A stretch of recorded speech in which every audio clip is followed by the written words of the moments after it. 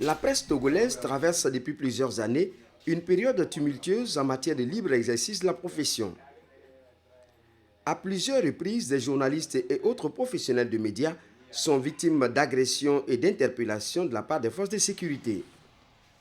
L'État togolais pourtant a pris des engagements visant à les protéger.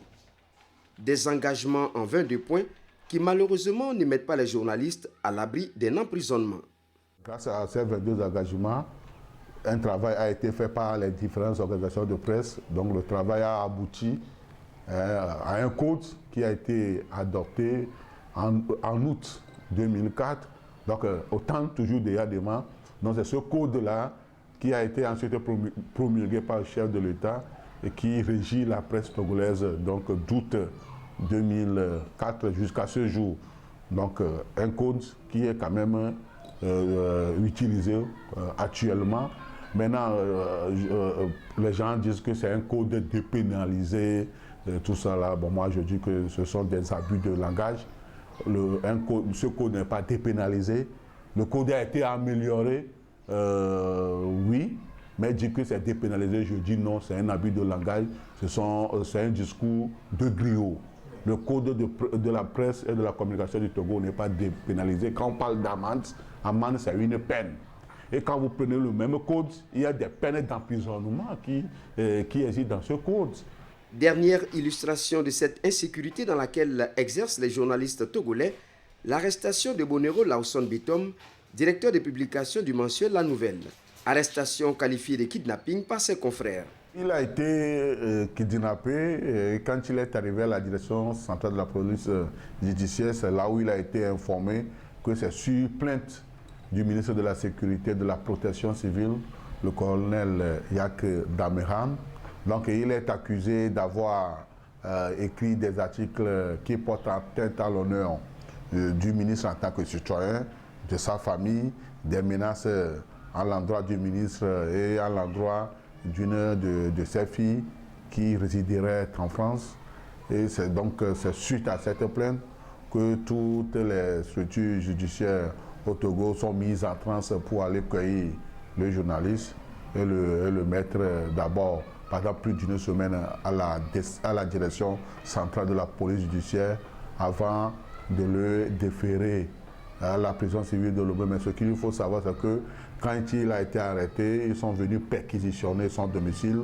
On a emporté son ordinateur, des clés USB et un appareil photo pour chercher les éléments du délit, si délit il y a. Et ils sont allés fouiller tous ces matériels.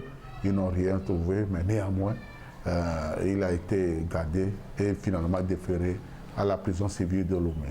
La situation des journalistes dans l'exercice de leur métier s'est aggravée après l'élection présidentielle d'avril 2015.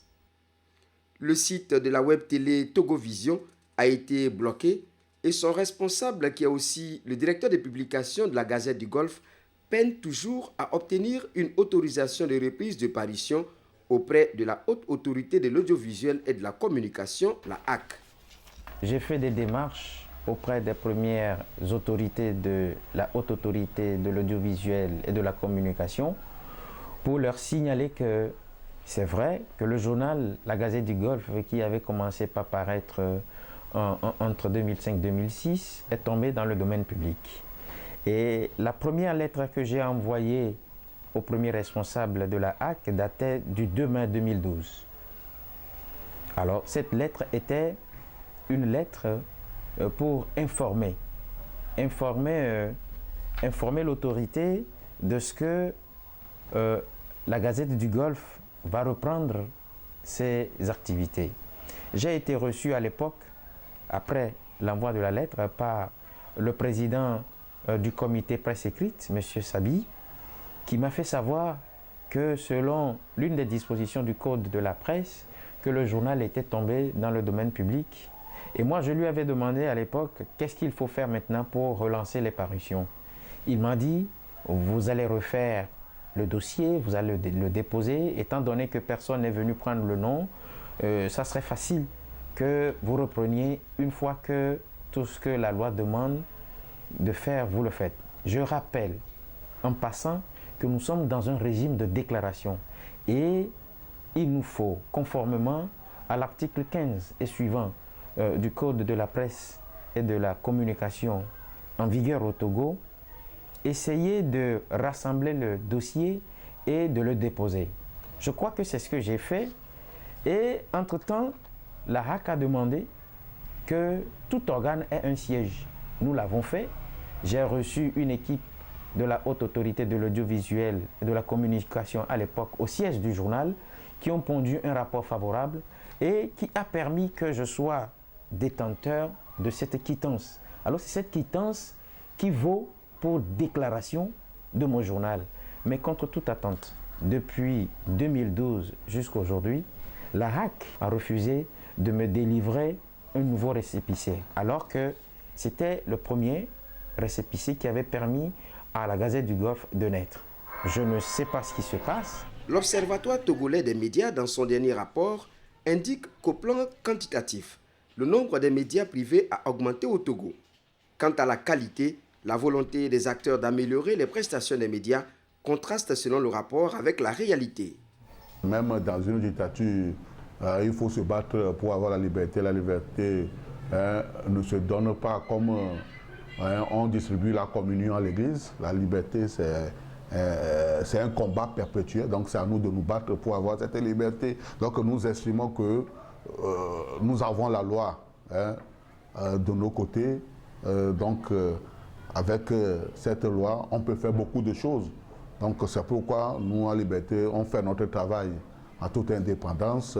Quand ça ne va pas, nous disons que ça ne va pas, sans parti pris. Donc si certains ne sont pas d'accord, tant mieux, il y a quand même la loi aussi qui leur donne l'opportunité de se prononcer. Il y a par exemple les droits de réponse, il y a même la justice. Donc nous, en liberté, nous n'avons jamais eu peur de la justice, parce que la justice c'est pour les hommes. Mais ce qui est important, il nous revient de faire un travail responsable, de respecter les règles qui régissent la profession.